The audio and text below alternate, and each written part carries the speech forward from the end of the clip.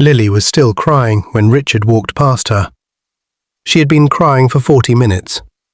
Sitting on the kitchen floor, back against the cabinet, knees pulled to her chest. 6 years old and already learning what loss felt like.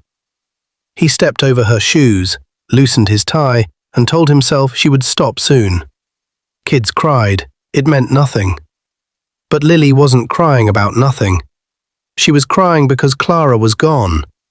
And deep in a place Richard didn't yet know how to reach, something in that house had gone with her. 3 weeks earlier, everything had been fine. Or at least, it had looked fine. The Holt home sat on a quiet street in suburban Connecticut. Clean windows, trimmed hedges, a mailbox with the right name on it. From the outside, Richard Holt had built exactly the life a man was supposed to want. Career, house, 3 kids. He paid his bills on time and never missed a school play. What he missed was everything else. Because the person actually holding that family together arrived every morning at 7:15, moved through the house like it was her own, and left every evening at 6. Quietly, without applause, without anyone saying thank you. Her name was Clara James, 51 years old.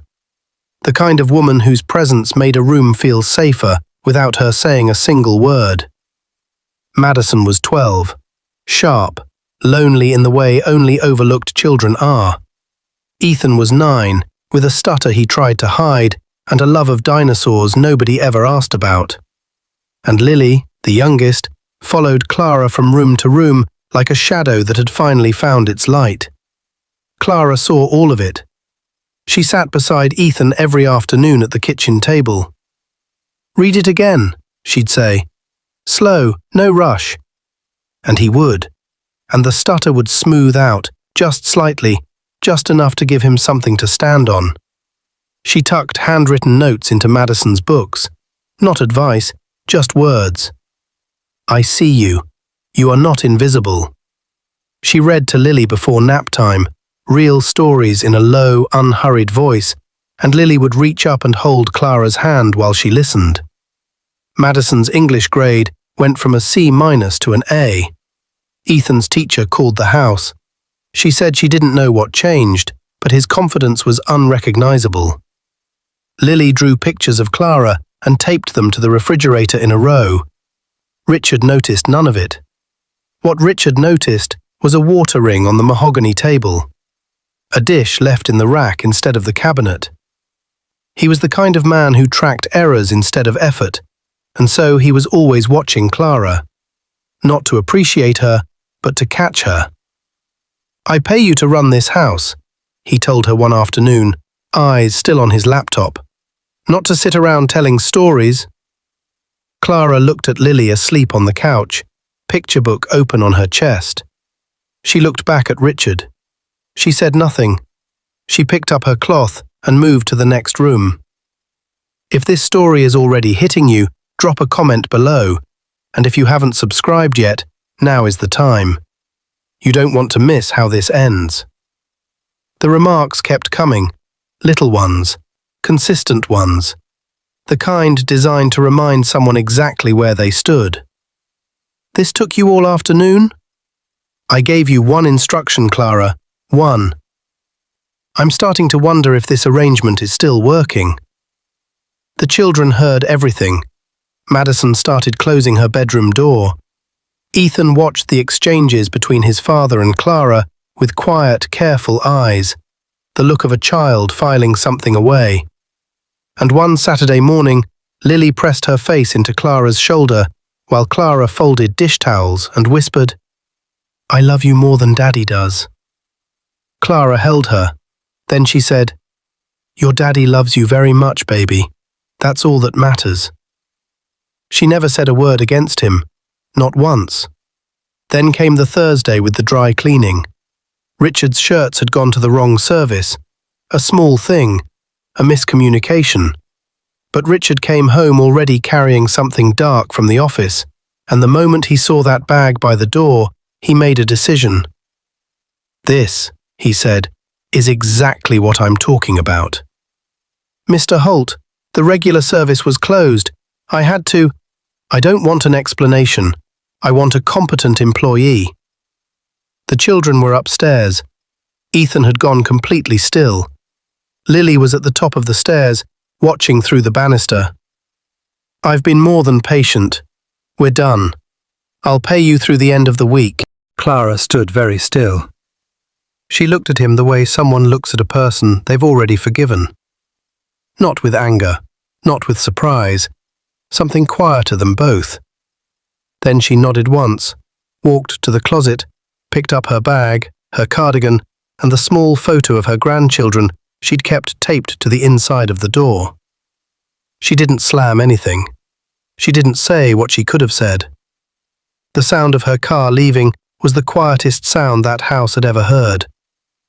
Lily came downstairs and stood in the kitchen doorway. She looked at the empty closet. Then she sat down on the floor and cried the kind of cry that doesn't ask for anything, just releases what words can't carry. Richard told her Clara had moved on, that they'd be fine, that he'd find someone new. He found 3 people over the next 4 months, each one capable, each one professional, none of them Clara. Madison's grades began to fall, first slowly, a B dropping to a C, then faster. Her English teacher emailed, then her history teacher, then a guidance counselor called Richard directly and used the phrase, emotional withdrawal. Madison had stopped raising her hand in class. She had stopped turning in her creative writing assignments, the ones she used to finish early. Ethan's stutter came back, not the mild version, the heavy one, the one that made him go silent at dinner rather than risk the words getting stuck in front of his father. Lily stopped drawing entirely. Her teacher sent a note home. Lily has become very quiet. She used to be one of our most engaged students. Has something changed at home? Richard hired a tutor. He increased the housekeeper's hours. He bought the kids new things, better things, the way a man does when he's trying to solve an emotional problem with a practical answer. Nothing moved. If this is making you feel something right now, like, share and subscribe. Real stories like this one are why this channel exists. Keep watching. It was a Tuesday night when it finally cracked him open. He was making coffee, moving through the kitchen on autopilot, and he reached into the cabinet above the refrigerator, the one nobody used, looking for nothing in particular. His hand landed on something, a folder, worn at the edges, Clara's handwriting on the tab. He opened it at the kitchen counter. Inside were pages, dozens of them, reading logs for each child, books, dates, notes on what landed and what didn't. Handmade flashcards for Ethan's practice, each one written in Clara's careful print. A vocabulary journal built with Madison. Words they'd looked up together, each one with a sentence Madison had written herself, in her own 12-year-old voice. And at the back, a list of Lily's questions. Real questions, catalogued by date. Why do leaves fall down and not up? Lily, October 3rd. We talked about gravity. I told her even the trees need to rest sometimes. She liked that. Does God know my name? Lily, November 7th. I told her yes, and that he spelled it carefully. Richard stood at that counter for a long time. He had called this woman incompetent.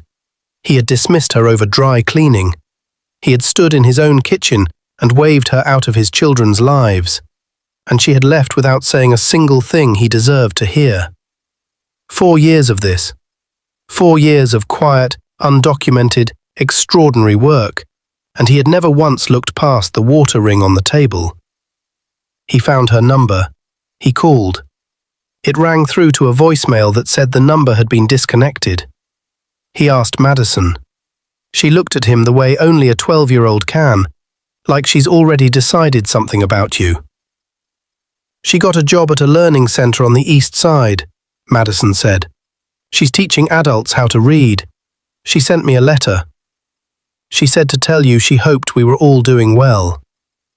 Richard drove there on a Wednesday. It was a small building, a little worn.